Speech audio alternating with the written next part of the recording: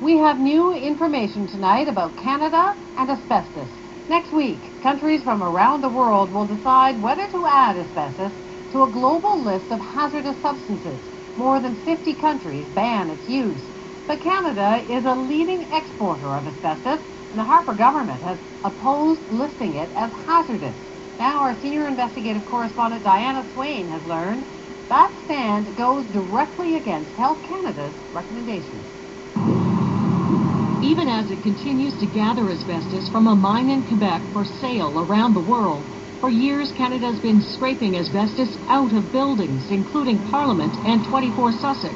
Like other forms of asbestos, Canadian mined chrysotile has been linked to cancer.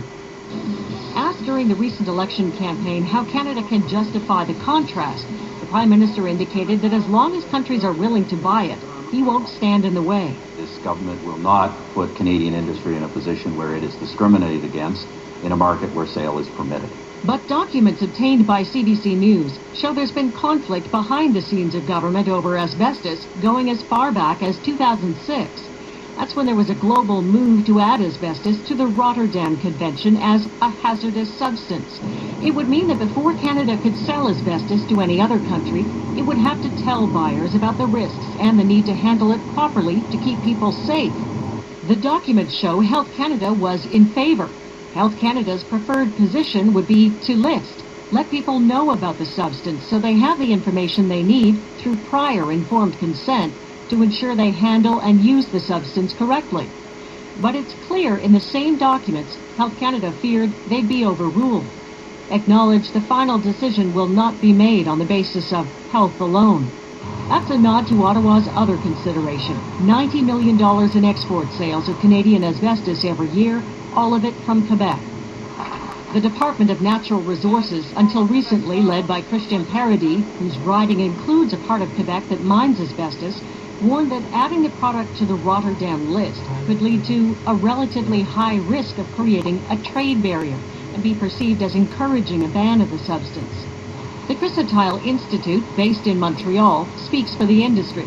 It's received millions in government funding and says there's no need to say anything about chrysotile before selling it because if handled properly, it's safe.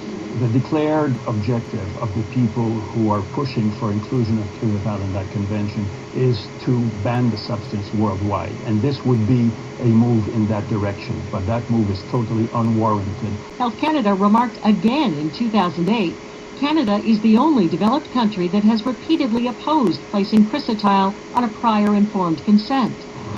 This Ottawa doctor, who's part of a group fighting Canada's sales abroad, says the government has let business trump health.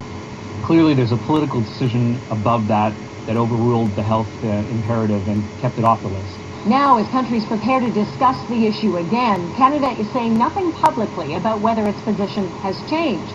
In a statement to CBC News, the government says it's currently preparing its positions, but the clearest indication may be the Prime Minister's endorsement of the Canadian asbestos industry mere weeks ago.